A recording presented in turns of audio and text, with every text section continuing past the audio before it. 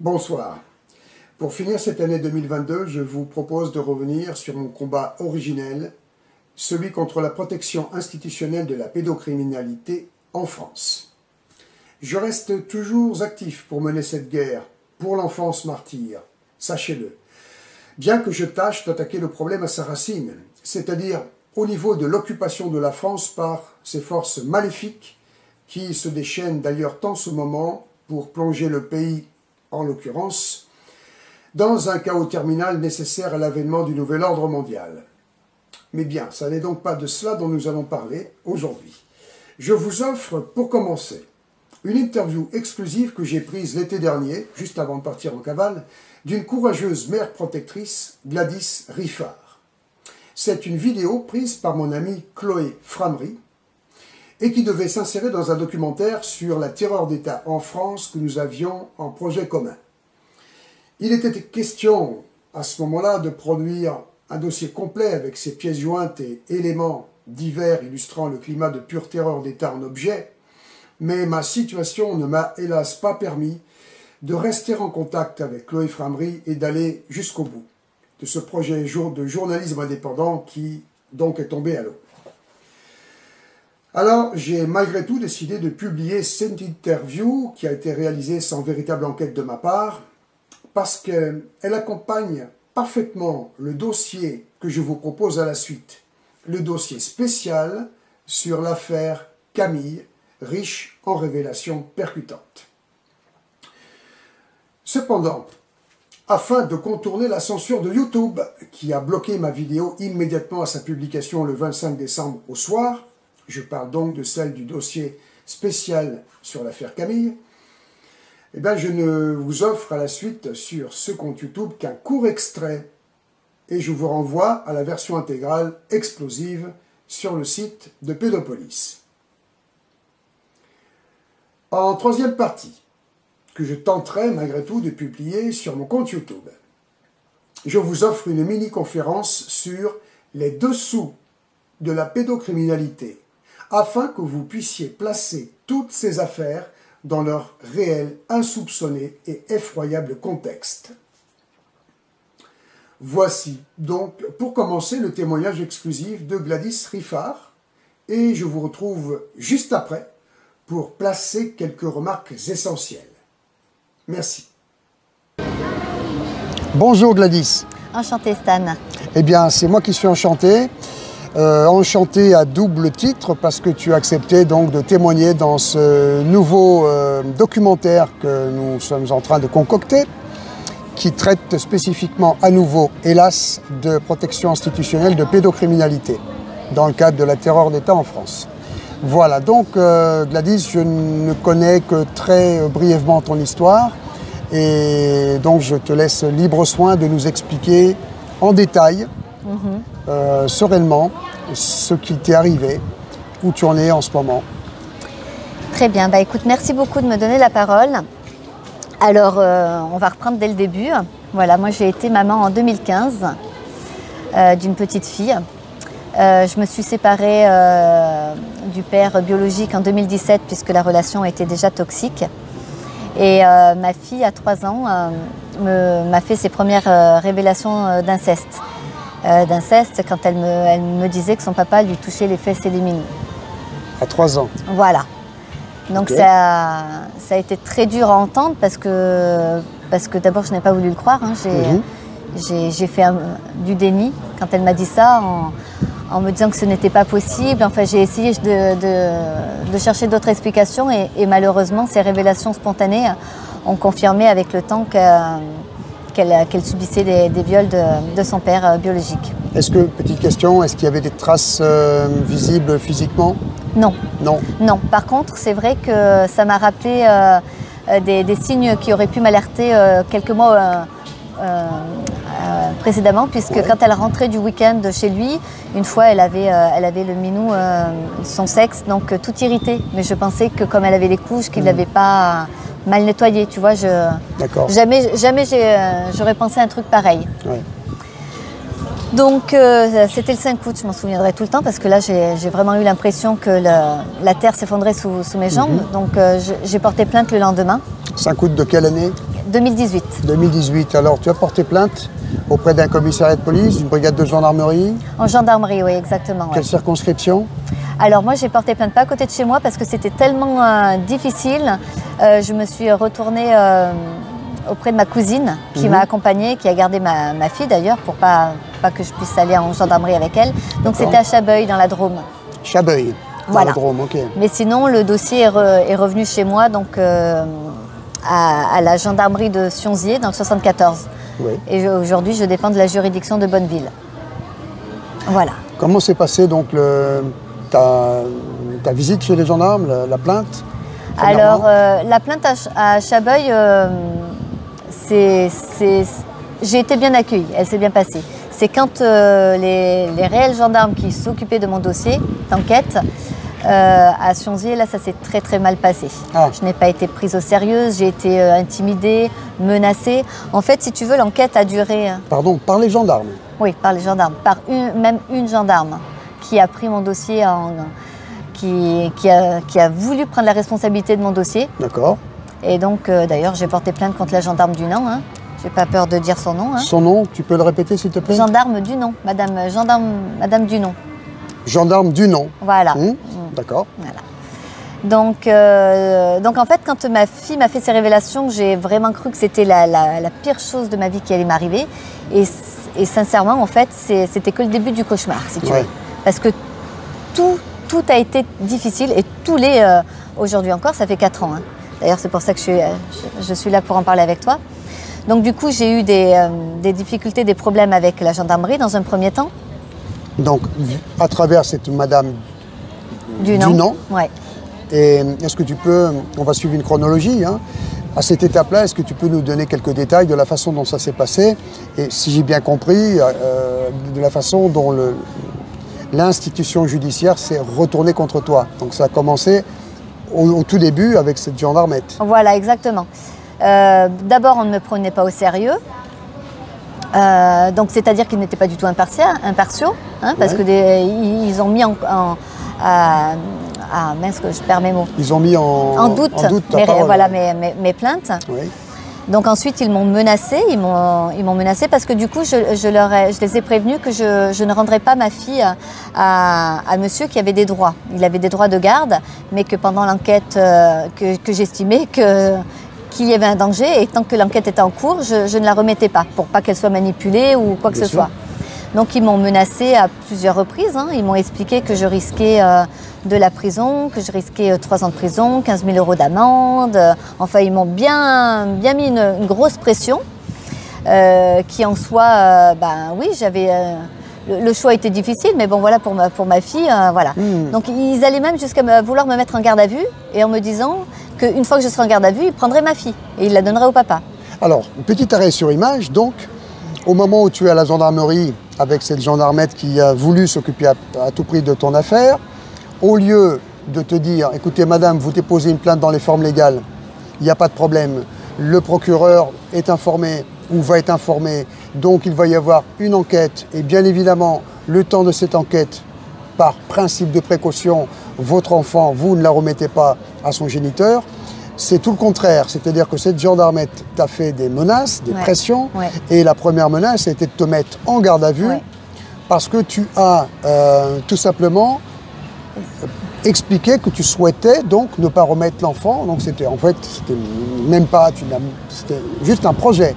Ne pas remettre l'enfant le temps de l'enquête. C'est bien ça? Exactement, c'est exactement ça. Alors tu vois, pourtant il y a le juge Édouard Durand aujourd'hui de la Civise qui préconise justement de suspendre les droits de monsieur pendant ces plaintes pour inceste. Tu sais, je me permets de dire une petite parenthèse, c'est bien que ce juge le dise, mais c'est prévu dans les textes de loi. C'est-à-dire que quand il y a une affaire de suspicion, parce que c'est à la justice d'établir les faits de viol d'enfant, le principe de précaution impose, c'est la loi, que l'enfant ne soit pas mis à disposition de la personne qui est désignée par l'enfant ou le plaignant comme étant celui... Ouais, on l'oublie parce qu'ils nous mettent tellement... Et puis les autres mamans avec qui je suis en contact, hein, qui osent faire des non-représentations d'enfants, suite à ces plaintes pour inceste, vivent la même chose que moi. Alors nous, on va en garde à vue, mais lui n'a pas été convoqué suite à ces plaintes. il n'a jamais fait de garde à vue. Hein. D'accord. Et il faut savoir que pendant l'enquête, malheureusement, comme je ne lui remettais pas et puis comme c'était quelqu'un de violent, j'ai déposé d'autres plaintes contre lui. Des plaintes pour violence, pour agression à domicile, c'est-à-dire qu'il venait chez moi, tambouriner à la porte, nous faire peur, nous impressionner avec ma fille. D'accord. Sa famille venait derrière, donc on était, si tu veux, séquestrés chez nous avec la peur de sortir. Et quand on appelait les gendarmes, qui sont intervenus après 2h30 où j'insistais, ces gendarmes ne l'ont pas mis en garde à vue. Ils m'ont demandé d'ouvrir la porte pour que monsieur voie sa fille. Il était 19h30 du soir. Donc, alors que ma fille était tétanisée, quoi. Et qu'on s'était fait insulter pendant 2h30 par lui et sa famille. Hein. D'ailleurs, tout l'immeuble s'en souvient encore. Et ils l'ont laissé partir sans le mettre en garde à vue. Ça, c'était un samedi soir. Et j'ai dû déposer ma fille chez ma maman le dimanche pour aller en gendarmerie le dimanche pour porter plainte. Parce qu'il n'avait pas pris la plainte. Ah bon? Ouais. Et cette plainte a encore été classée sans suite. Pour revenir à la première plainte que tu as déposée, où ça s'était mal passé avec la gendarmerie du Nom, tu as été informé au bout de combien de temps que la plainte était classée sans suite? Et de quelle façon? Alors j'ai été informée après plusieurs lettres pas recommandées que j'ai fait aux tribunaux, avec intervention des défenseurs des droits. Et j'ai mis 1 an et demi à obtenir une lettre qui m'informait que les plaintes étaient classées sans suite. Ah oui, ouais. D'accord. Ouais. C'est pas mal. Alors continue ta chronologie. Après, voilà, donc entre-temps, ma fille parle en classe de ce que lui fait son père. Donc une information préoccupante est transmise par le directeur d'école. Bien. Aujourd'hui, on n'en a pas tenu compte. Toujours pas. Mais nous pouvons avoir le nom donc de ce professeur qui a fait un signalement Oui, c'était le directeur de l'école. Je ne me souviens plus de l'école privée où je mettais ma fille. Donc j'ai les documents qui le mettent, bien sûr. Okay. Et en plus, j'ai oublié de te dire, parce que moi, il me menaçait tellement de me mettre en garde à vue pour les non-représentations d'enfants que je suis allée en toute détresse faire appel au tribunal de Bonneville. Appeler plusieurs fois la greffière et expliquer que j'étais complètement impuissante et dans l'inquiétude. J'ai quand même réussi par miracle, par rapport à d'autres mamans, un mail du substitut du procureur qui me permettait de garder ma fille pendant l'enquête préliminaire. Ah. Et ben malgré ça, j'ai été accusée donc de non-représentation d'enfants et les gendarmes me convoquaient pour non-représentation d'enfants. Hein. Oh mais c'est surréaliste. Ouais, vraiment. Là, cette année, quand j'ai été au tribunal correctionnel pour ces non-représentations d'enfants, ils m'ont dit que ce mail n'était pas officiel, n'avait pas de valeur. Voilà. Enfin, voilà. De toute façon, quand on leur apporte des... Une consigne émise par un vice-procureur, un substitut du procureur. Oui, substitut du procureur. C'est pas valable, c'est non, c'est pas comme ça. Ouais, ça marche. Et qu'est-ce qu'il en pense, ce substitut de procureur, lui? Ah ouais, j'ai pas eu de réponse. Je pense que lui s'est bien fait taper sur les doigts parce qu'il n'aurait jamais dû écrire. Parce que quand il m'a dit ça par téléphone, je lui ai demandé à tout prix un écrit. Ouais. Donc c'est vrai que c'était pas un papier tamponné, mais c'était un mail. Oui, absolument. Voilà. Aujourd'hui, ça fait foi. Donc je m'en suis servi, mais sans valeur. Ça n'a pas suffi pour qu'il m'oppresse pendant toute l'année. Donc ça, c'était en août 2018. Donc on avait des pressions, moi j'étais harcelée par téléphone, menacée, insultée par lui et sa famille. J'ai fait une plainte pour abandon de famille, alors ça si tu veux pour moi ça n'a pas de valeur, mais c'était important de le faire d'après mon avocat parce que comme il ne payait pas de pension alimentaire et que ça c'est une plainte au pénal qui lui risque 2 ans de prison, c'était important que je la fasse. Ouais. Elle est sans suite encore aujourd'hui. D'accord. Voilà. Ensuite, il a essayé d'enlever ma fille à l'école. Alors quand je dis qu'il a essayé de l'enlever, c'était parce que ce n'était pas pendant ses droits de garde. Il est allé à la sortie de l'école. C'était comme je travaillais, c'était ma maman, si tu veux, qui récupérait ma fille à l'école. Et il a essayé de lui arracher des bras. Donc ma maman et ma fille ont eu très peur. Elles ont crié et donc elles ont été aidées par des parents qui étaient là à la sortie d'école. Okay. Un papa a emmené ma maman et ma fille à la gendarmerie de Sionzé, là, qui s'occupe de notre dossier depuis des mois. Elle m'a passé un petit coup de téléphone, j'ai pas compris qu'elle allait directement à la gendarmerie, donc moi je suis allée directement à l'école pour la récupérer. Je suis tombée nez à nez avec lui. Et donc ça faisait des mois que je l'évitais. Par contre, j'avais mis mon téléphone sur enregistrement vocal et j'ai pu enregistrer ses insultes, ses menaces, parce qu'il me menaçait de mort, oui. Il menaçait de m'enlever ma fille, je me suis pris des coups. Donc j'ai eu beaucoup de mal à m'en défaire et à partir. Dans la panique, je retrouve ma maman en gendarmerie, sauf que c'était 12h30, la gendarmerie était en train de fermer. Lui était au même moment à la gendarmerie, devant une gendarme. Alors c'était pas la même à qui j'ai porté plainte, mais c'était pareil, c'était une femme, c'est horrible. Pareil, je sors de ma voiture en le voyant là, donc assez tétanisé, mais par fierté je lui montre pas, mais j'enregistre mon téléphone parce que je connais le personnage. Et encore, pour habitude, il m'insulte quand il n'y a pas de monde. Mais bon, j'avais quand même enregistré mon téléphone. Il m'insulte devant la gendarme, qui elle me dit que pour éviter que je fasse scandale, elle me renvoie à ma voiture. J'arrivais la gueule enfarinée comme ça, toute gonflée, en lui expliquant que moi je venais récupérer ma fille qui n'avait pas mangé, qui sortait de l'école et qui était complètement dédanisée et que je ne comprenais pas pourquoi c'était à moi qu'on me renvoyait alors que monsieur était en train de m'insulter. Tu vois comment ça se passait. Ouais. Donc bon, j'ai pu récupérer ma fille. Il a quand même reconnu les coups qu'il m'a donnés. Devant la gendarme? Pas devant la gendarme, parce que devant la gendarme, il a nié. Mais après, devant un psychologue qui a vu, qu'il est allé voir, c'est bien écrit. Okay. Donc j'ai des papiers dans notre dossier pénal. Mais ça, c'est pareil, ça a été resté sans suite. Voilà. Et entre tout ça, il y avait le juge des affaires familiales qui s'en était mêlé, qui lui n'a pas pris en compte ma plainte pénale pour inceste et qui a demandé à ce que monsieur conserve ses droits de garde. Alors, encore une fois, petit arrêt sur image. Là, on passe en matière civile. Ouais. C'est le juge aux affaires familiales qui est censé intervenir pour statuer au niveau de la garde. C'est ça. Seulement, normalement, il y a le pénal qui prévaut. Et là, au pénal, ça ne bouge pas. Alors, comment s'appelle le juge aux affaires familiales?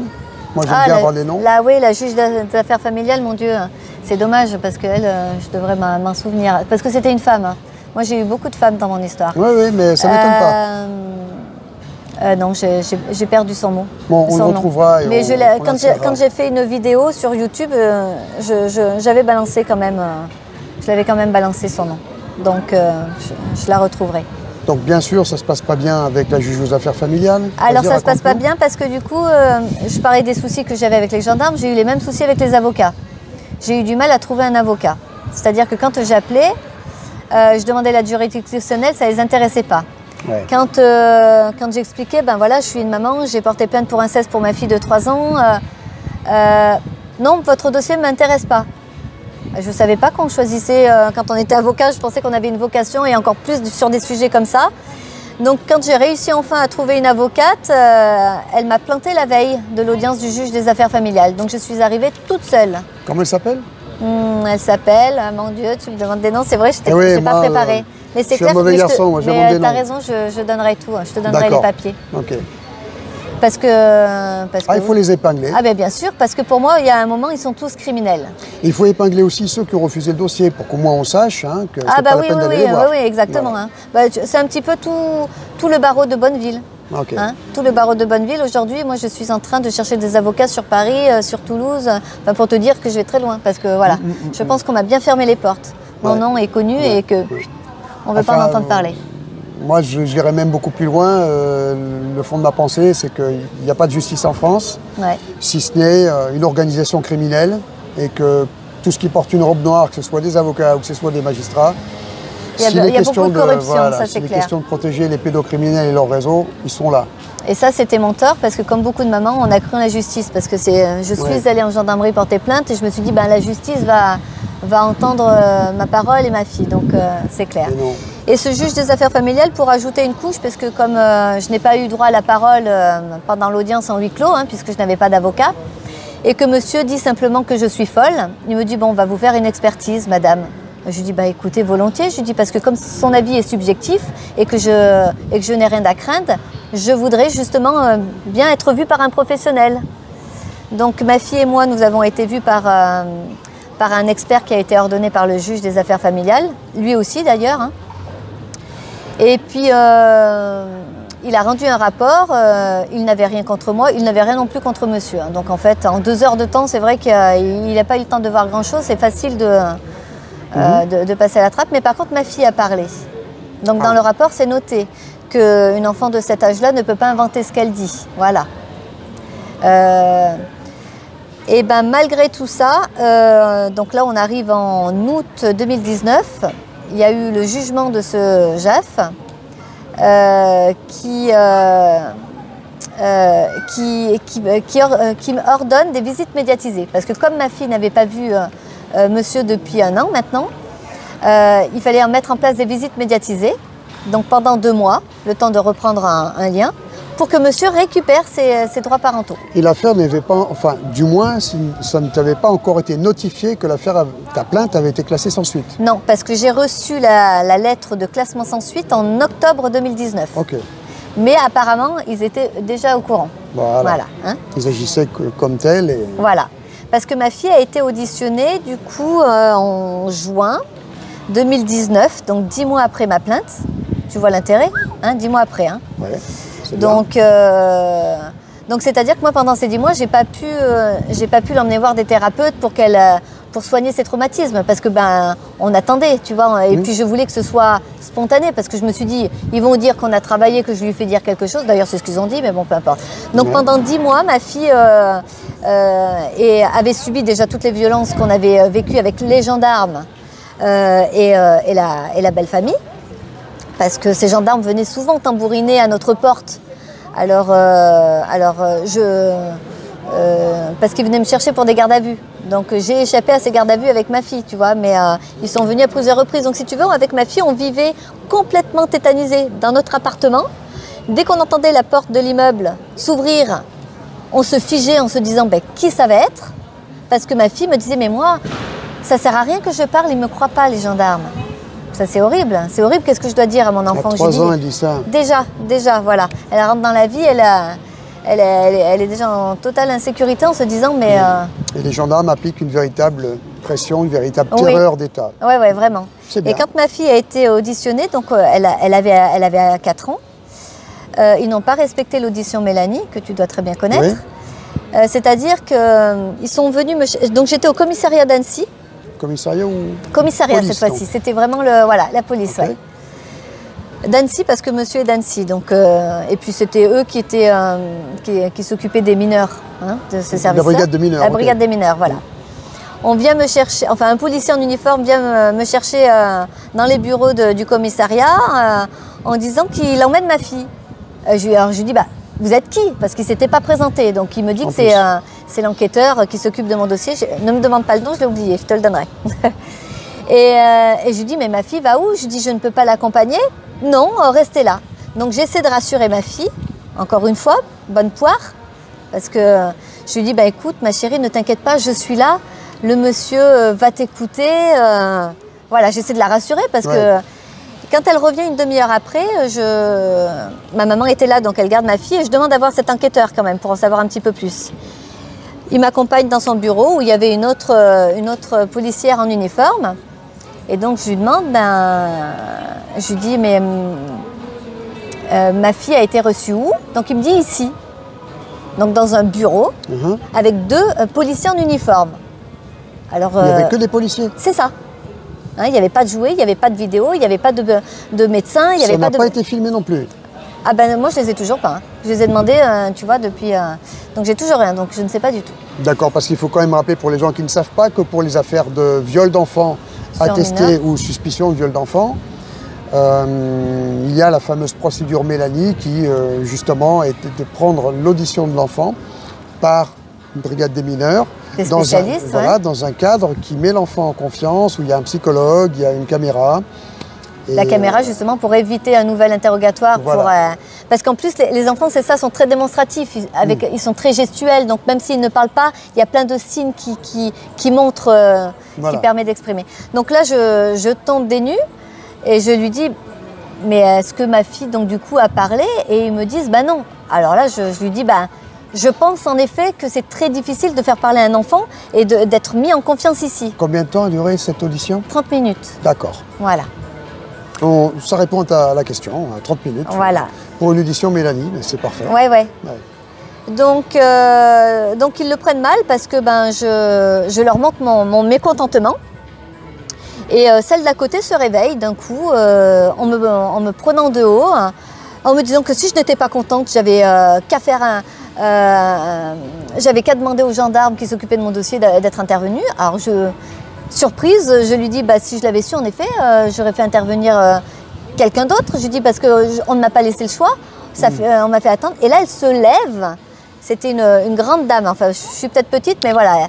Elle montre son pouvoir en se levant parce que moi j'étais en chaise à son bureau, tu vois, en uniforme. Elle montre du doigt la porte, elle me dit si vous n'êtes pas contente, vous partez. Encore une fois, une intimidation. Et là, je prends mon téléphone, je lui dis très bien. Je lui dis donc maintenant, je vais vous enregistrer. Je lui dis parce que, écoutez-moi bien, je lui dis c'est pas la peine de m'intimider. Je lui dis moi, je suis simplement victime. Ça fait 10 mois que j'attends qu'on écoute la parole de mon enfant. Et en fait, ça s'est très très mal passé. Donc, et pourquoi je te dis ça? Parce que quand je parle, j'ai compris qu'il faut avoir les preuves. Donc, ce que je te dis, j'ai les preuves, tu vois, j'ai les enregistrements. Hein. D'accord. Donc, je sors complètement révoltée, démunie de cette audition de ma fille. Et 3 semaines après, ce même policier m'appelle par téléphone pour me dire que le procureur allait classer sans suite. Alors ça, je l'ai su, tu vois, qu'en octobre 2019. Mais donc là, on était en juin 2019.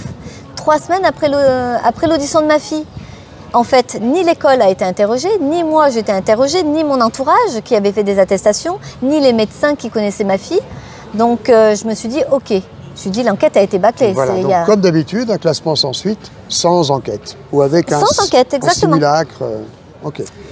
Et ben pareil, là j'ai dû faire beaucoup de recommandés, intervenir des avocats, intervenir des défenseurs des droits pour obtenir copie de cette enquête 1 an et demi après. J'ai reçu ça en début d'année 2021. Pour justement justifier que l'enquête était bâclée, parce que ça me paraissait aberrant qu'avec les éléments que j'avais, qu'on me dise, alors les éléments, heureusement pour moi, j'avais pas d'éléments médicaux, tu vois, des choses hard sur ma fille qui prouvaient l'acte, mais j'avais les enregistrements de ma fille qui me paraissent spontanément. Ces déclarations, donc.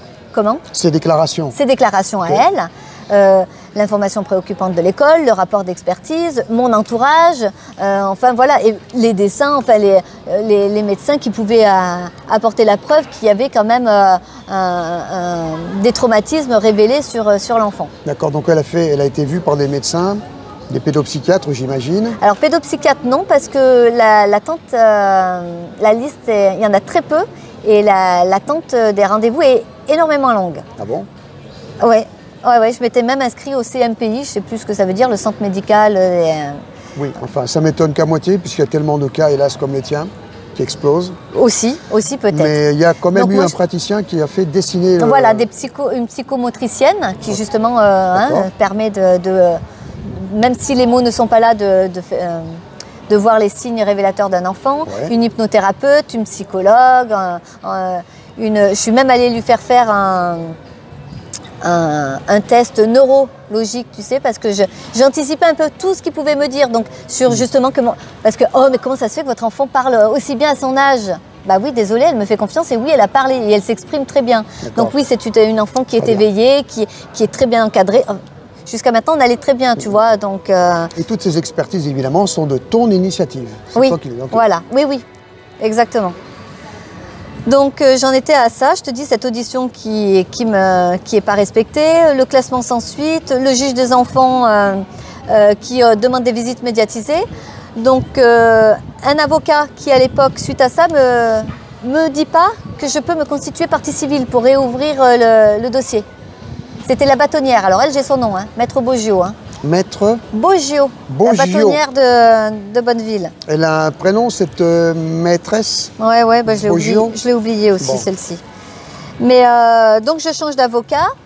Je prends un avocat qui est sur Paris et Aix-en-Provence, Maître Pandelon, lui aussi, à ne pas solliciter. Lui, je suis allée carrément à l'ordre des avocats contre lui. Là, tu m'intéresses. Ouais.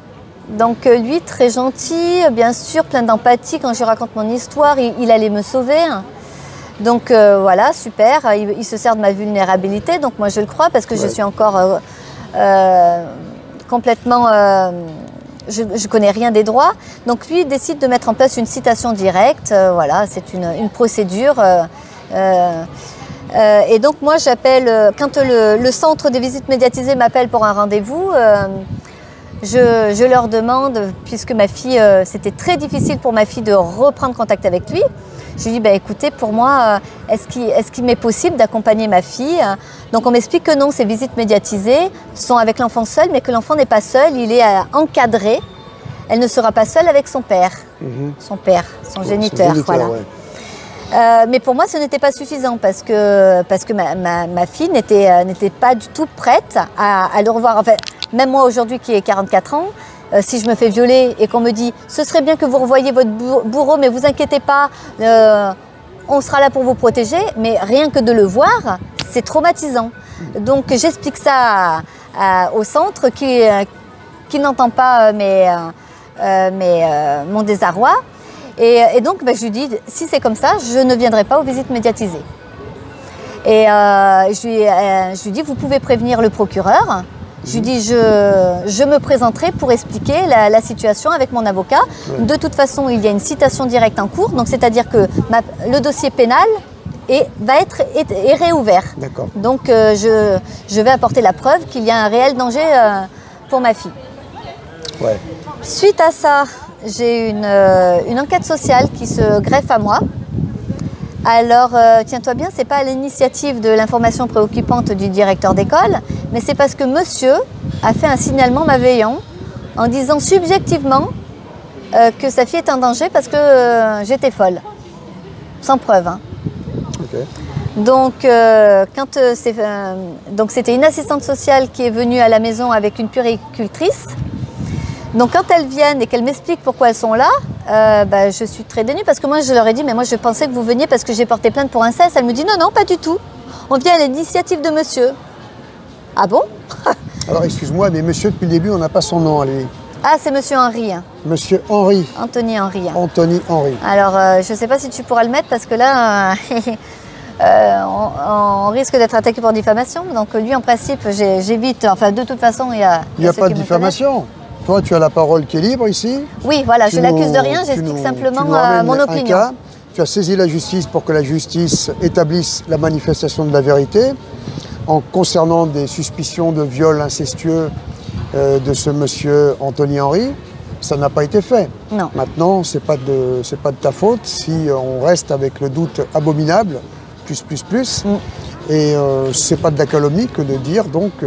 oui, de toute façon, ceux qui me connaissent, ils savent très bien de qui je parle parce que voilà, ils connaissent mon histoire. Donc enfin voilà, je vais te raccourcir, mais donc j'ai vu ces femmes 3 fois 1 heure, tous les mois. Ouais. Voilà, ça s'est bien sûr encore une fois mal passé. J'avais encore beaucoup d'espoir avec elles en me disant, justement, elles vont voir dans quelles conditions vit ma fille, elles vont voir qui je suis, elles vont m'étudier, elles vont entendre ma fille, mais voilà, ça s'est très mal passé. Ma fille était très mécontente de la pression des interrogatoires qu'elle lui faisait en fait, aucune pédagogie si tu veux. Donc je leur en ai informé et du coup quand j'ai eu le rapport de cette enquête en janvier, donc là on arrive en janvier 2020, la responsable de ce centre m'informe qu'elle va préconiser le placement de ma fille au procureur. Bien. Encore une fois, je tombe de haut en me disant mais qu'est-ce qui se passe? Donc pendant 1 heure si tu veux, j'ai essayé d'argumenter, d'en savoir un petit peu plus. Sachant qu'elles m'ont dit qu'elles n'avaient rien contre moi, que j'étais une bonne maman, que voilà, mais que ma fille ne pouvait pas bien grandir sans voir son père. Son père qui, je précise, je vous dis, mais vous entendez ma fille ce qu'elle vous dit? Monsieur est connu des services policiers pour violence, pour drogue, pour retrait de permis pour alcoolémie. J'ai porté plusieurs plaintes contre lui. Ma fille vous explique ce qui se passe. Je lui dis alors ma fille ne peut pas vivre sans lui, mais elle peut vivre sans voir sa maman. Je lui dis, il est où l'intérêt de l'enfant? Je ne vous comprends pas. Ma fille, à l'époque, avait que 4 ans. Hein. Mais, et la citation directe, donc, que devait faire maître Gérald Pendelon? Oui. Pas de nouvelles? elle était en cours. Elle était en cours parce qu'une citation directe, ça se passe que il faut écrire, il faut que l'avocat fasse des feuilles pour explicatives. Après, il y a une audience au tribunal, mais c'est pour la consignation. C'est-à-dire qu'il faut que je paye pour pouvoir aller au procès, au tribunal correctionnel. Oui, c'est-à-dire qu'en fait compte, c'est saisir un juge. Voilà. Pour une constitution de partie civile.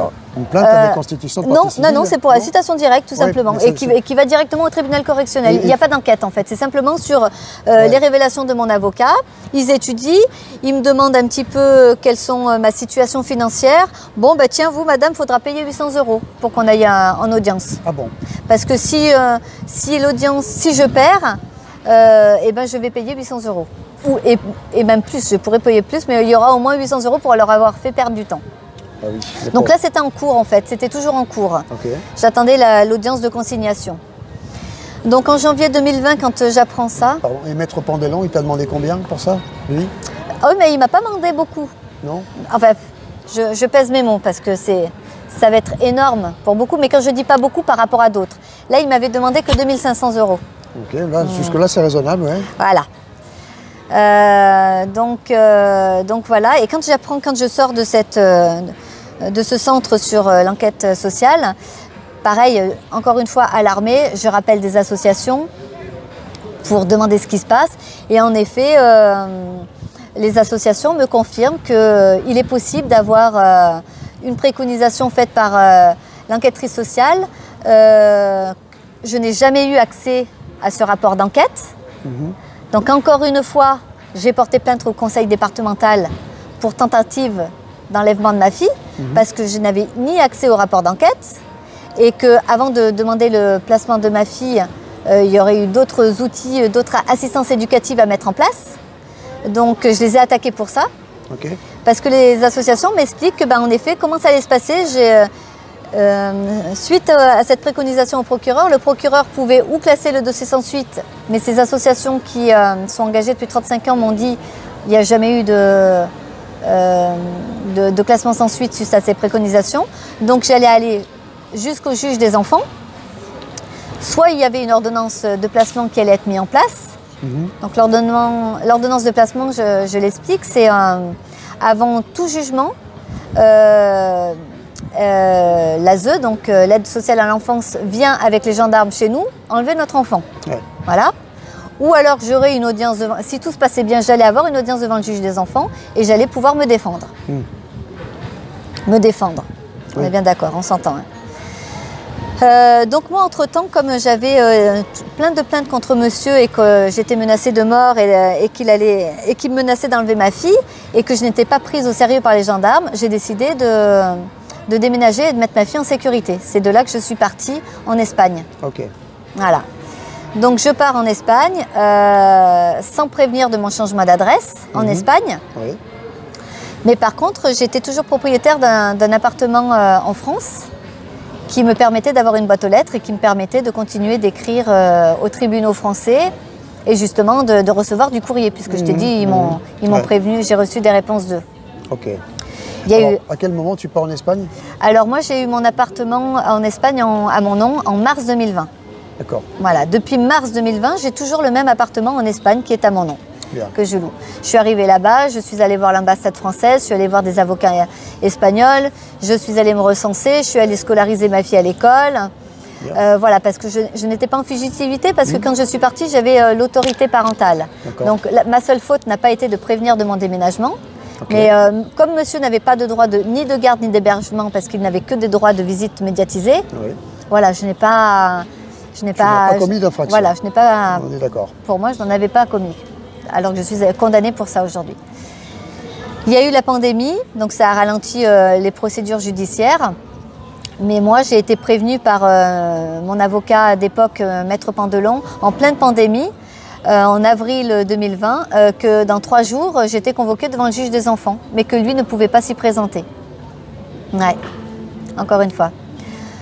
Donc c'est moi-même qui ai prévenu le greffe du tribunal de cette situation, que déjà le délai n'était pas respecté, parce que j'étais prévenue pas dans les délais. de mon audience, que mon avocat ne serait pas présent, donc je demandais un report d'audience, qui a été très rapide, qui a été fait en 15 jours, puisque c'était un état d'urgence apparemment. Mon enfant était en réel danger, mais chez moi, pas de monsieur. Bien sûr, on a bien compris. Voilà. Ne souhaitant pas me présenter devant le juge des enfants parce que j'allais avoir affaire à monsieur en face et que je savais à quel point c'était traumatisant et violent pour moi parce qu'il était, il était toxique, violent, enfin il m'agressait à chaque fois.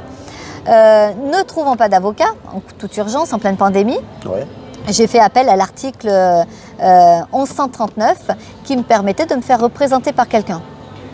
Donc, ils n'aiment pas ça. Hein? Non. Non. Décidément, non. Ils n'aiment pas trop. Non. Et c'est malheureusement mon papa, qui a 70 ans, qui a eu cette lourde responsabilité de me représenter avec un dossier comme ça, parce que j'avais moi-même anticipé et préparé ma défense. Bien. Et quand il est arrivé devant le juge des enfants, il n'a pas été reçu. En effet, ça n'a pas du tout plu. On lui a dit, monsieur, vous n'avez pas le droit. Carrément. Et mon papa a insisté, a dit, si, j'ai les droits. Et je présente ma fille qui ne souhaite pas venir parce que ça se passe toujours mal avec monsieur. Donc il a eu du mal. On l'a quand même reçu en huis clos avec la partie adverse, l'avocate adverse et monsieur Henri. Et là, monsieur Henri a perdu ses moyens et de nouveau m'a agressé. Alors je n'étais pas là, mais il m'a quand même agressé, insulté par l'intermédiaire de mon papa. Donc comme ça, on a pu voir un petit peu quand même l'image de ça. Donc là, mon papa explique, vous comprenez monsieur pourquoi je suis là et pas ma fille. Mais on a quand même mis mon papa dehors. Ah oui. Et on n'a pas voulu prendre mon dossier de défense.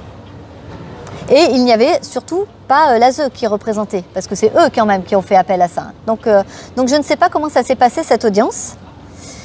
Cette audience qui a été en mai 2020. Et monsieur a simplement informé à mon papa qu'il rendrait une décision dans 15 jours, maximum. Donc nous avons attendu dans le stress ces 15 jours. T'imagines ? Il n'y a pas eu de décision. On a attendu une semaine supplémentaire, j'ai attendu un mois.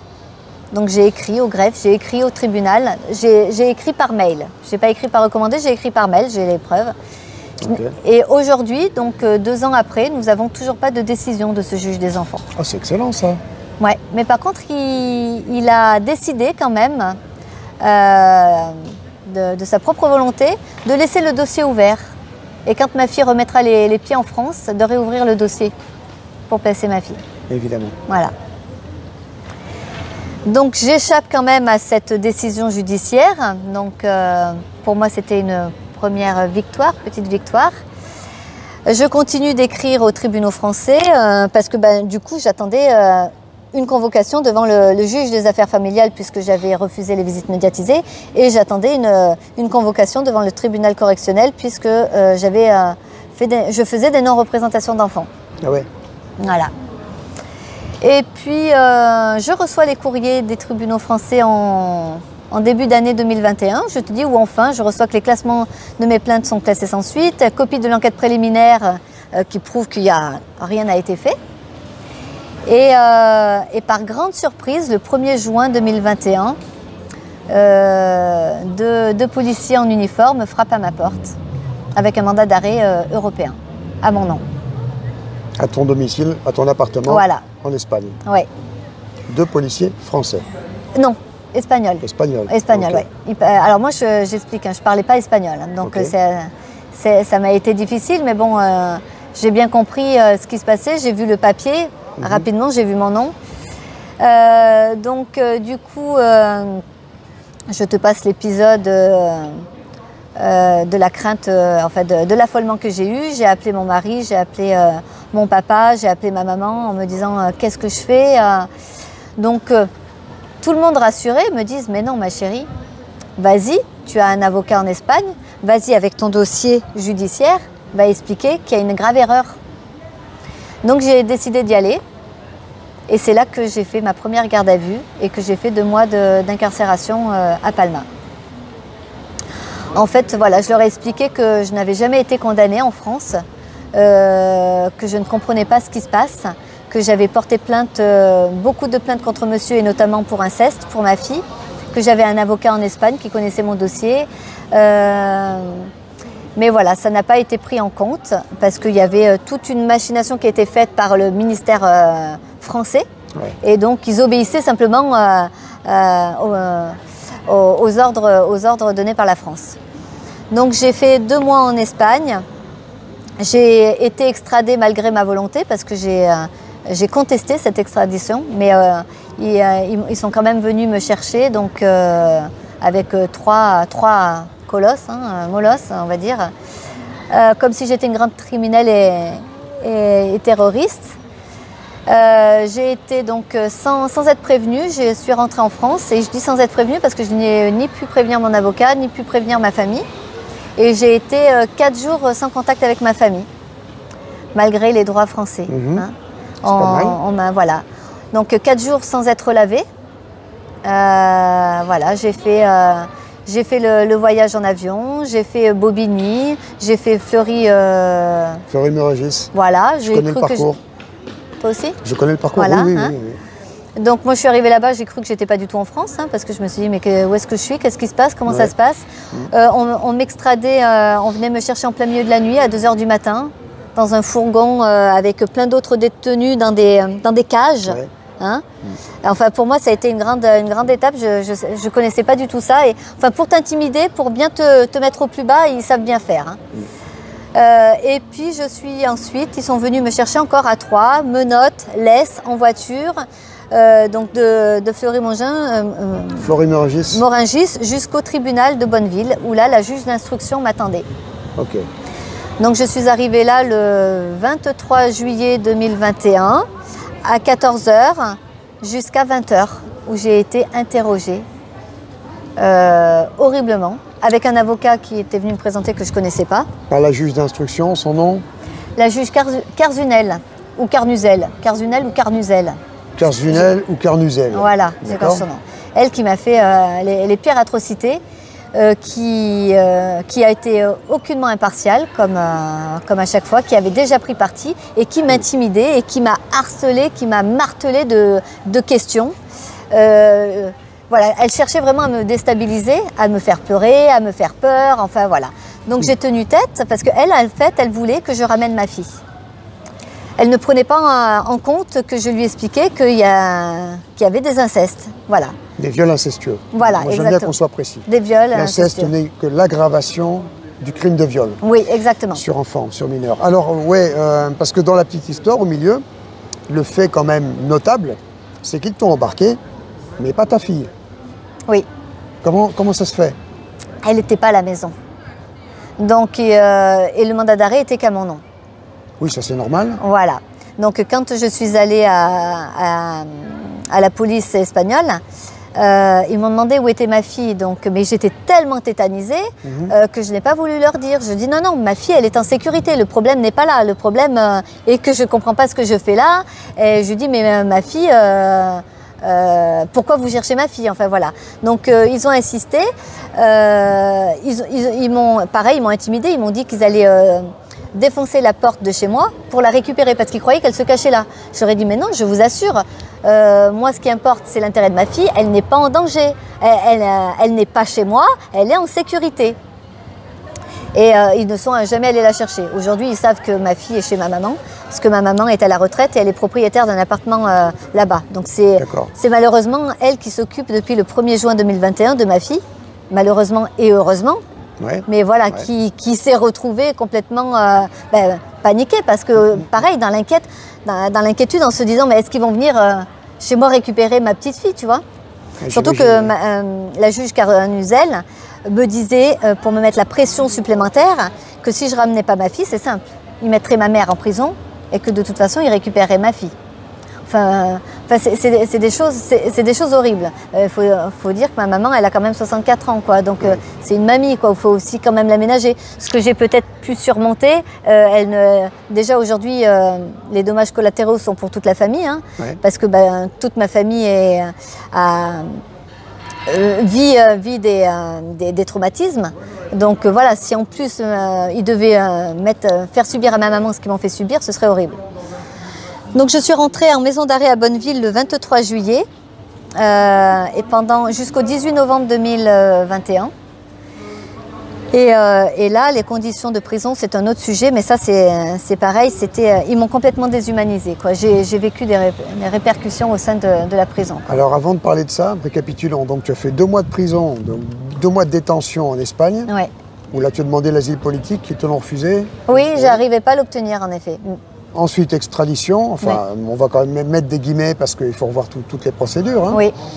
Et après, dans la foulée, 5 mois de détention provisoire. C'est ça? 4 mois.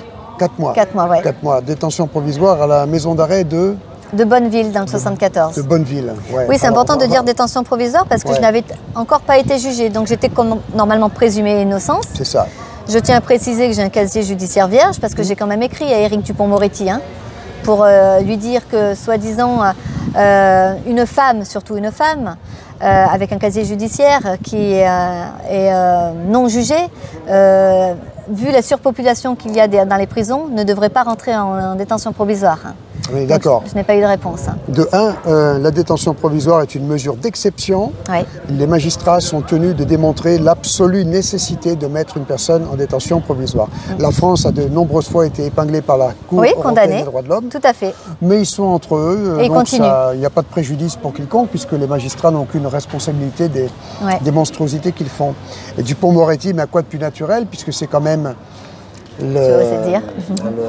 le baveux immonde qui est connu aussi qui a torturé psychologiquement les enfants qui étaient victimes du fameux réseau d'Outreau, pour que cette machination politico-médiatico-judiciaire, l'affaire d'Outreau, arrive à ce postulat qui vient écraser tous les préceptes de droit les plus élémentaires. Ce postulat selon lequel là-bas il ne faut plus écouter la parole des enfants. À nous décrédibiliser, exactement. Je referme la parenthèse, c'était quand même important de situer un petit peu d'en parler. Ouais. Donc du coup, pendant ces 4 mois où je te dis où j'ai connu les répercussions parce que voilà, je me laissais pas faire, parce que je me laissais pas intimider par le juge, parce que je ne voulais pas ramener ma fille, parce que c'était simple, si je voulais sortir de prison, il fallait simplement que je ramène ma fille. Bah voyons. Donc je pense qu'elle ne s'attendait pas à tomber sur moi. Interdiction de médiatiser, parce que comme on est dans un pays où on a la liberté d'expression, si je médiatise, ça déplaît encore plus et puis du coup ça me coûterait encore plus cher. Bien sûr. Pareil, une intimidation qu'elle ne pouvait me garder en détention provisoire pendant 3 ans. Elle pouvait faire durer l'instruction à son propre gré. Enfin, tu vois, elle est allée jusqu'au bout pour voir jusqu'où je pouvais aller. Donc je tente te dire que quand je suis sortie de prison, j'étais encore plus révoltée qu'avant. Et c'est pour ça que je suis là en parler avec toi, parce que voilà, j'ai décidé de sortir de l'ombre, déjà pour informer et de dénoncer tout ce qui se passe, parce que je me dis qu'aujourd'hui, une maman qui entend que son enfant est violé, j'ai aucune solution à lui proposer, parce que qu'est-ce qu'on doit faire? Vouloir protéger son enfant, ça nous condamne. Ça nous condamne, pourquoi? Parce que quand je suis passée au tribunal correctionnel, j'ai été condamnée à 24 mois d'emprisonnement. Voilà. Il faut savoir que, quand même, je tiens à le préciser, beaucoup de criminels récidivistes, donc de pédocriminels récidivistes, sont rarement condamnés. Oui. Quand ils le sont, ils sont en sursis. Ils ont un bracelet, mais il y en a très très peu qui font de la prison. D'ailleurs, il y a même sur YouTube la chaîne de Grain de Sable qui a mis une vidéo qui explique qu'en Corse, il y a une prison ouverte pour les pédocriminels. Oui. C'est-à-dire qu'ils travaillent, ils sont dehors, ils ne sont pas enfermés, ils jouent à la pétanque, c'est horrible. Il y en a 2 aussi sur le territoire métropolitain. Ah ouais? Ouais, j'ai plus le nom en tête, mais oui, c'est de vrais villages de vacances. Oui, mais c'est ça, c'est des clubs med par rapport à... Là, on parle réellement de réinsertion, alors qu'on sait très bien que ces pédocriminels, malheureusement, sont récidivistes. C'est insoignable, c'est incurable. Bon, ils sont protégés par le système, voilà. Et le système, lui, par contre, écrase, bien sûr, celles qui osent parler, les qui parents disent la vérité. protecteurs, les mamans surtout, parce que c'est surtout des mamans protectrices qui un beau jour se réveillent avec, on peut dire, le phénomène Dr Jekyll et Mr Hyde, un Mr Hyde qui viole l'enfant. Et ces gens-là sont protégés, voilà. Ah oui, mais clairement, parce que ce monsieur n'a jamais fait de garde à vue, malgré toutes les plaintes. Jamais. Jamais. Donc lui, il est En fait, je veux dire, c'est lui la victime aujourd'hui quand même. Hein. Voilà. Mais et malgré tout ça, tu vois, malgré tout ce que j'ai vécu dans ces procédures judiciaires, je tiens à le préciser, à aucun moment, on a parlé de l'intérêt supérieur de mon enfant. Ah ben non. Tu vois, Quelle on parle idée. des droits de monsieur, on parle de que moi, mais je n'obéis pas à la justice. Je dis, mais c'est pas contre la justice que je suis, c'est simplement que j'applique les droits, par exemple, de la Cour européenne hein, des droits de l'homme ou les droits du comité. C'est quoi le comité international des droits des enfants qui est en Suisse, le CID? Le CID, c'est Comité international, hein, c'est ça? Oui, de la dignité de l'enfant. Oui, mais il y en a deux. Il y a le CID et il y a CID qui est sur les droits des enfants. Enfin voilà. Ah, okay. Enfin, parce que j'estime aujourd'hui que les droits internationaux sont au-dessus de leur petite juridiction d'interne. Parce qu'en huis clos, ils font ce qu'ils veulent. Et c'est pour ça qu'aujourd'hui j'ai médiatisé, que j'ai fait grâce à, je remercie à ceux qui m'ont aidé pour faire ces montages vidéo, où toutes les révélations que j'avais enregistrées de ma fille, je les ai publiées pour dire, bah voilà, si je suis en cour d'assises, s'il y avait un juge qui était citoyen, le peuple, et qu'ils entendraient ma fille, qu'est-ce qu'ils en diraient? Parce que j'estime qu'un juge ne peut pas décider de la vie de ma fille ou me condamner. C'est pas une personne qui doit décider de ça. Parce que voilà, c'est pour ça que je voulais avoir l'opinion publique. Et j'ai connu la censure suite à ça. Parce qu'il faut savoir que sur Facebook, sur Twitter, on est très limité. On ne peut pas parler ni d'injustice, ni de pédocriminalité, ni de placement abusif. Et moi, j'ai balancé sur TikTok. En moins de 7 jours, j'ai presque atteint les 800 000 vues. J'avais des centaines de commentaires par jour. J'étais suivie par presque 80 000 abonnés. Bien. Et ben, ils m'ont censuré. Oui, normal. Mon compte n'existe plus. Et aujourd'hui, quand je recrée un compte et que je remets ces vidéos, on m'a expliqué, parce que je n'ai pas grand-chose, mais par l'algorithme, par l'IP, par tout ça, j'ai plus de vues, j'ai plus de commentaires. Et oui, voilà. Oui, donc en fait, tu es en train de découvrir cette terreur d'État. Ouais. Qui écrase des oui, mamans comme cette terreur toi, d'État, c'est ça, on est en vraie dictature. Et des enfants depuis des lustres déjà. Et la raison pour laquelle moi j'étais très honoré de te rencontrer et enchanté de pouvoir médiatiser ton affaire à nos très modestes moyens, hein, hélas, parce que ça l'a porté ce que ça a, bien sûr, ça l'a porté que ça aura. C'est cet exemple magnifique que tu nous donnes parce que tu as fait front. Tu as protégé ton enfant, tu as fait la seule chose qu'il fallait faire. C'est le message qu'on essaie de passer depuis des années et des années qui nous coûtent si cher d'ailleurs. L'institution judiciaire est une organisation criminelle, point, à la ligne, qui très formellement protège les réseaux pédocriminels, les pédocriminels de tous bords, de tous poils, qui se retournent comme un rouleau compresseur contre les parents protecteurs. Et la seule chose à faire lorsqu'un parent protecteur comprend que son enfant est victime de viol, quand bien même il aurait les traces, les preuves formelles de ça, la dernière chose à faire, c'est d'aller en justice. La seule chose à faire, tu l'as faite, c'est aller mettre son enfant à l'abri, à l'étranger, si possible en clandestinité, de façon à ce qu'il tienne au moins jusqu'à la majorité. Oui, alors c'est vrai que je ne pourrais pas donner ce conseil à quelqu'un parce qu'il faut avoir les armes solides de faire ça et les moyens financiers et d'être en cours. C'est pas facile. C'est pas facile, mais par contre je ne me voyais pas de moi remettre mon enfant, sachant ma fille me fait confiance, elle a le courage de parler, donc il est hors de question que je ne la croie pas, que je ne la défende pas. Et aujourd'hui, qu'est-ce que je voulais rajouter, c'est que par le biais de l'association, tu sais que je te parlais, parce que du coup avec tout ça j'ai fait quand même une pétition quand même avec plus de 99 000 signatures, qui n'a pas de poids, c'est quand même dingue. J'ai créé une association, donc c'est pour la défense de nos enfants, pour justement solliciter les députés, les sénateurs qui m'ont reçu, j'en ai quelques-uns que j'ai vus en visioconférence, qui me connaissent, à qui j'ai dénoncé ces dysfonctionnements institutionnels. Je pèse mes mots, hein, tu vois. C'est l'euphémisme, oui. Voilà.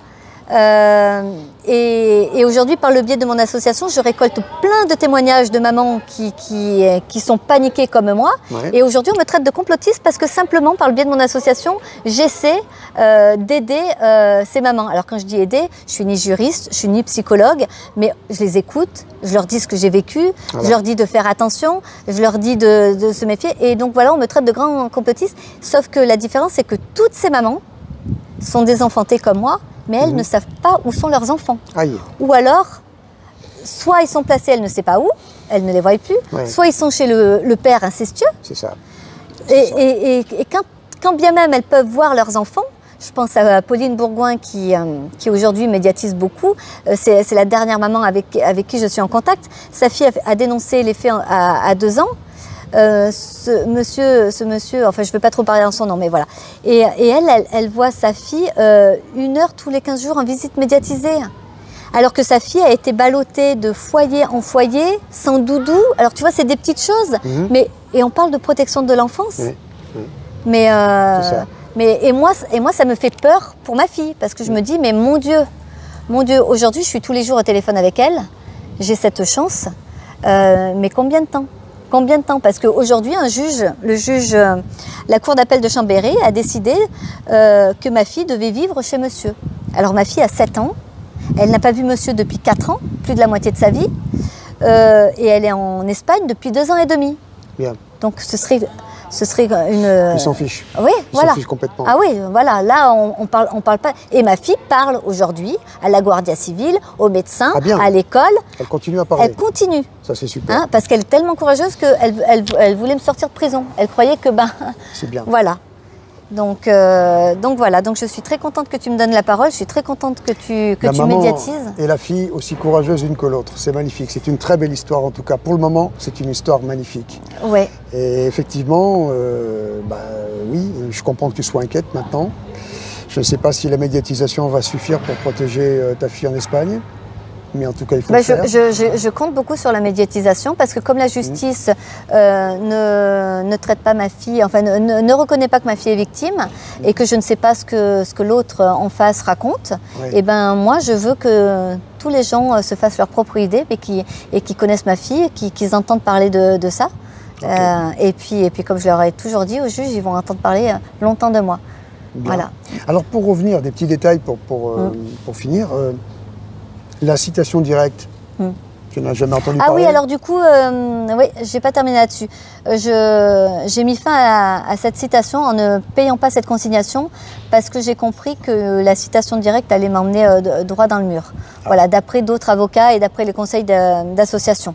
Parce que je n'avais pas assez d'éléments. Comme il n'y a pas d'enquête, c'est simplement sur les dires de ma fille, c'était pas assez suffisant. Il vaut mieux, donc j'ai pas donné suite à ça. Il vaut mieux, en effet, se constituer partie civile. Il vaut mieux qu'il y ait une réelle enquête là-dessus. Bien que non, voilà. Non, c'était la chose à faire, se constituer partie civile. Je suis quand même très étonné que Maître Pandelon, qui pour ce que j'ai cru comprendre, un grand avocat, n'est-ce pas? Non. Citation directe dans ces exactement. Ce qui effectivement est très casse-gueule. Et puis une chose aussi que j'ai oublié de te dire, c'est que quand j'étais en prison, j'ai été prévenue, j'ai reçu par huissier en prison un arrêt qui a été rendu par défaut, ça veut dire que je n'étais pas à l'audience, où on a donné l'autorité exclusive à monsieur. Aïe. Voilà. Donc j'ai fait opposition à cet arrêt qui date de juillet 2021. Ok. Je suis toujours en attente. Alors en un claquement de doigts, on m'enlève l'autorité de ma fille. Et là, ça fait plus d'1 an que j'ai fait opposition et que j'attends. C'est comme pour la condamnation que j'ai eue au tribunal correctionnel, au pénal, j'ai interjeté appel. Bien sûr. Voilà. Mais aujourd'hui, le juge d'application des peines m'a bien mis une lourde pression en me disant que malgré mon appel, l'exécution était provisoire et que je devais respecter la décision. Comment s'appelle ce juge d'application des peines? Monsieur Bouèche, à Valence. Bouèche. De Valence. De Valence, voilà. C'est bien de les connaître, les uns et les autres. Bon. Oui, tu vois, il y en a un petit peu de partout, hein, parce que j'étais de Annecy, je suis allée à Paris, je suis maintenant dans la Drôme, puis les mamans que je connais, elles sont un petit peu de partout, elles sont à Toulouse, elles sont à Lyon, elles sont dans tout. Donc franchement, c'est les problèmes, parce qu'avec ces mamans, on ne se connaissait ni d'Ève ni d'Adam, hein. On ne s'était jamais vus, on a tout un parcours difficile, une éducation différente, et au final, quand on se raconte, on a tout le même schéma, quoi, et on a tout le même problème. Évidemment. Bon. Eh bien, écoute, c'est une histoire qui est très, très poignante, très forte, qui est, hélas, du sel de ce cadre qu'on connaît, qu'on dénonce depuis tant et tant d'années, hein, cette terreur d'État pro-pédocriminelle qui protège la pédocriminalité, qui permet la propagation de la pédocriminalité dans notre société. C'est à ça qu'on est confronté. Et voilà, le dernier mot, je vais le dire, ce sera pour ma Oui. fille parce que tu vois, pendant que je suis avec toi, pendant que je mène ce combat, je ne suis pas avec ma fille qui est loin. Donc j'ai toujours une pensée pour elle qui est très courageuse, dont je suis fière.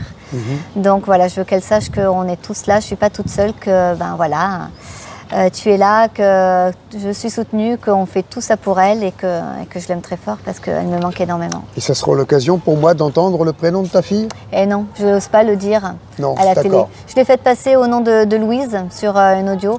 Non, pour elle, je n'ai pas osé donner son véritable prénom. Voilà. D'accord, mais elle sait qu'on l'appelle Louise alors? Oui, elle sait tout ce qu'on fait, exactement. Elle sait exactement tout ce qu'on fait. Alors on fait coucou Louise. Je t'aime ma chérie, t'as vu? J'ai toujours ton petit cœur que tu m'as donné et toutes mes pensées sont pour toi à chaque fois. Courage mon cœur, je suis bientôt là. Et on est tous avec toi Louise. Voilà, j'aurais donc souhaité vous offrir une véritable enquête sur cette affaire, mais ce témoignage spontané illustre déjà pas mal le climat de terreur d'État sur fond de protection institutionnelle de la pédocriminalité, sur lequel je souhaitais revenir pour finir cette année 2022. Le dossier qui suit, c'est donc le dossier spécial sur l'affaire Camille. Cette affaire que j'ai révélée après avoir pris les interviews de Priscilla Majani et de sa fillette Camille lors des tout premiers jours de leur cavale en 2011, alors que l'héroïque mère protectrice sauvait ainsi in extremis sa fillette des griffes du prédateur Alain Chauvet. Surtout, le capitaine Priscilla Majani, ingénieur en armement détaché dans la Marine nationale à la rade de Toulon, échappait ainsi à cette terreur d'État, à ce service d'inquisition qui, se présentant comme notre institution judiciaire, brise de façon systématique et généralisée les parents protecteurs pour livrer les enfants victimes de pédocriminalité à leurs bourreaux. Donc l'affaire Camille, en rapport de la première affaire, frappe un cran plus haut. Car l'héroïne de cette histoire, Priscilla Majani, actuellement séquestrée par le terrorisme d'État de France, avait fait le choix de prendre le maquis, de partir pour une vie clandestine, le jour même où elle comprit, sortant d'une prétendue garde à vue, que sa fillette était en grand danger, menacée formellement par ce service d'inquisition qui entendait la livrer à son prédateur sexuel. Je me dois, donc, de faire une mise en parenthèse importante.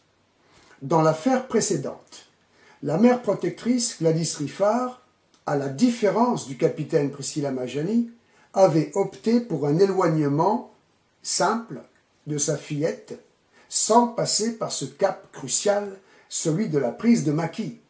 Toute la différence est là. C'est ce point fondamental qui différencie ces deux affaires. Et vous aurez noté que dans mon interview, lorsque j'évoque l'alternative qui consiste à prendre le maquis avec son enfant pour le sauver d'un prédateur, en sachant qu'il n'y a pas donc d'autres options viables, vu que notre justice protège formellement la propagation de la pédocriminalité, Gladys Riffard répond maladroitement qu'elle ne conseillerait pas une telle alternative. Arrêt sur image. Je suis obligé de marquer le coup. Malgré toute ma sympathie envers Gladys Riffard et son engagement activiste pour notre cause. Attention, le fait d'être concerné par cette terreur d'État à titre personnel, en découvrant ainsi cette réalité à ses dépens, ne confère aucunement à la mère protectrice les capacités de conseiller d'autres mères protectrices confrontées à la terreur d'État ou susceptibles de l'être. Donner un conseil différent de ma consigne, pour laquelle j'ai payé le prix fort depuis toutes ces années, ou dire ainsi qu'elle ne conseillerait pas une telle alternative, nous parlons toujours de la prise de maquis avec l'enfant à sauver, serait criminel, si cela n'était pas en fait par manque de recul et d'expérience, ce qui est bien évidemment le cas de Gladys Riffard.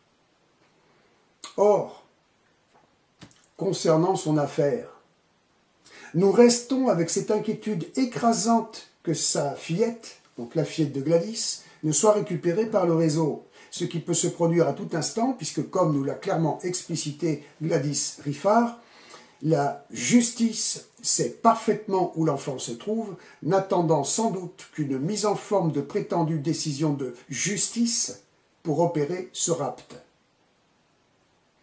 Bien entendu, j'ai dit à Gladys Riffard hors caméra et à la fin de l'interview ce que je pensais de cette situation et des mesures devant être prises.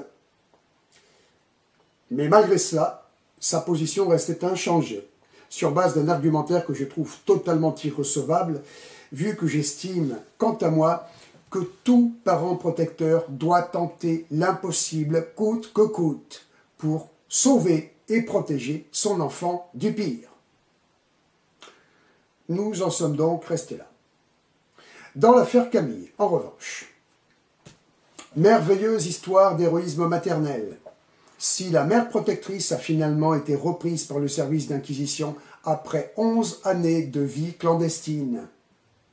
Camille, devenue jeune fille de 16 ans et demi au moment de l'arrestation de sa mère en Suisse, aura été définitivement sauvée grâce à ces 11 années de clandestinité, grâce à cette mesure radicale dont la seule évocation, curieusement, dérange au plus haut point la grande majorité des prétendus protecteurs de l'enfance et autres prétendus leaders de la lutte contre la pédocriminalité. Car Camille, 17 ans aujourd'hui, reste en Suisse sous protection de l'institution de protection de l'enfance du canton de Vaud, sans, a priori, plus de risque de retomber dans les griffes de son prédateur. Et nous reviendrons sur la situation de Camille dans le dossier à suivre. Ceci dit, je dois faire, là encore, une mise entre parenthèses avec un nota bene.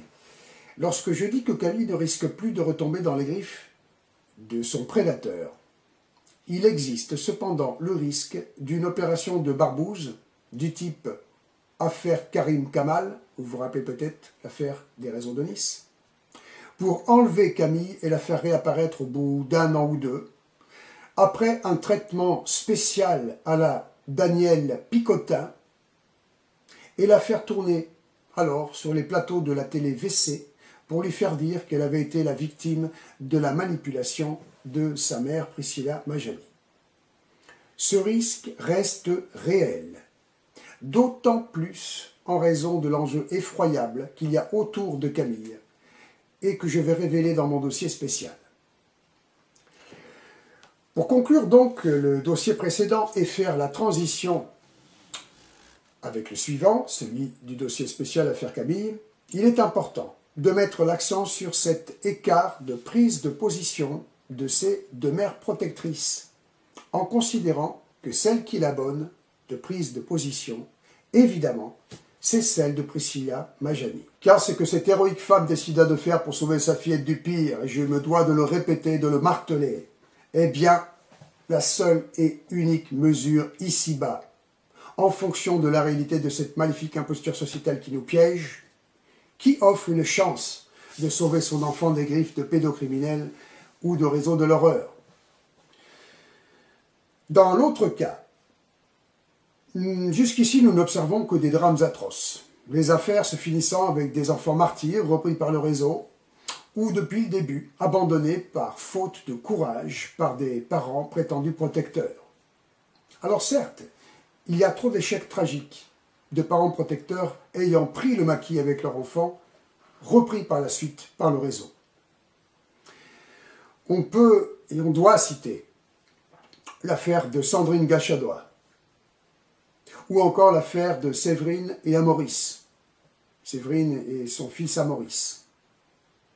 Et préciser que si ces mères héroïques ont été finalement reprises par le réseau, eh bien cela n'enlève strictement rien à la magnifique leçon de courage que ces femmes héroïques nous auront offert, et au fait qu'il n'y a pas d'autre option pour sauver les enfants de la pédocriminalité organisée. Mais faisons bien la part des choses. Amaurice était perdu d'office si sa mère Séverine, au lieu de prendre le maquis avec son enfant, s'était cantonnée à offrir sa voix au cirque infâme de l'imposture judiciaire, de ce service d'inquisition à la solde de la pédocriminalité. Ce que nous propose de faire d'ailleurs tant de prétendus leaders de la lutte contre la pédocriminalité. Donc je me devais de relever ce point de détail qui pour moi n'en est justement pas un. Et de rappeler une fois encore que la seule et unique mesure offrant une chance de sauver son enfant lorsque l'on comprend qu'il est la proie d'un géniteur pédocriminel, et a fortiori s'il est établi qu'il y a du réseau là-dessous, est de prendre le maquis avec son enfant et de tout faire pour tenir aussi longtemps que possible. Ce que fit avec succès le capitaine Priscilla Majani, dont voici maintenant l'histoire. Merci. Priscilla, bonsoir.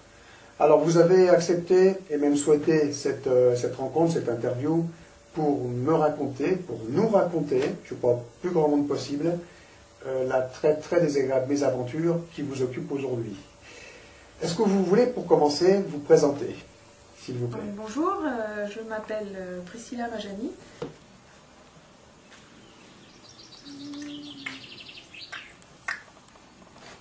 Voilà.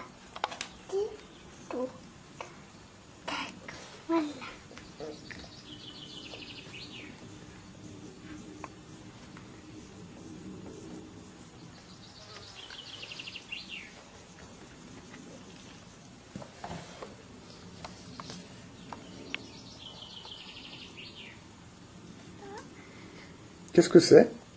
C'est sa culotte.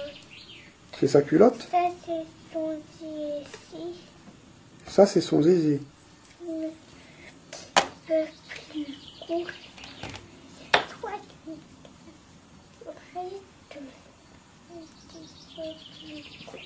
Un petit peu plus court. Et c'est gros, son zizi? Non, pas beaucoup. Pas beaucoup.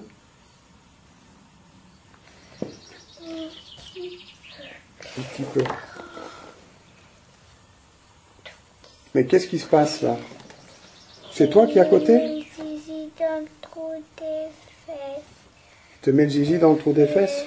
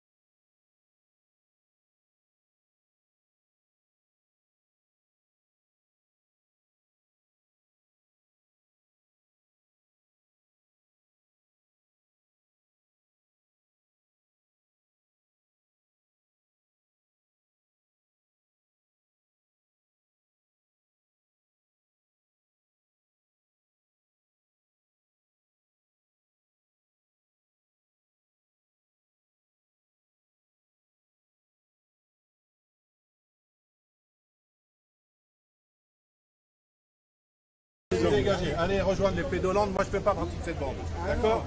J'en fais pas partie, voilà. Allez, on dégage. On voit clairement le reponse d'Alain Chauvet, qui était le plaignant de cette groupe.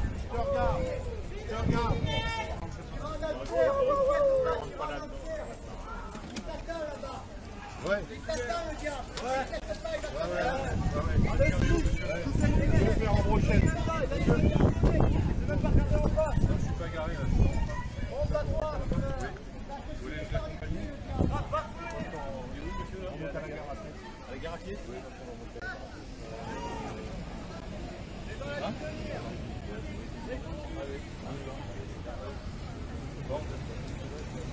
Écoute, là c'est Alain Chauvet qui est sorti de le procès avec la protection de la police. En même temps, le défendant, capitaine Priscilla Majani, se reste incarcéré, escorté direct au le garde de Toulon, escorté par la police.